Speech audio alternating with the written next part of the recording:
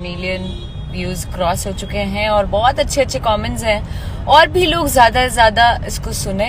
मरले बानी पौआ रउआ हटी होने जाही झूठा नियन सटी जनी मुहना सटाई।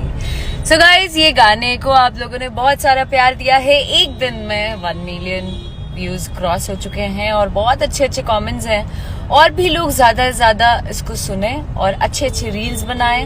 और आज शाम अक्षरा सिंह ऑफिशियल से भी नया टीजर रिलीज हो रहा है, जो कि नया गाना है। परसों वो गाना आने वाला है आप लोगों के बीच, वो भी बहुत ही प्यारा है। ये गाने का भी आनंद लें और थैंक यू सो मच कि आप लोग बहुत अप्रिशिएशन मुझे दे रहे हो अच्छे गानों को बनाने के लिए। I love you all guys. Reels का मैं इंतजार करूंगी।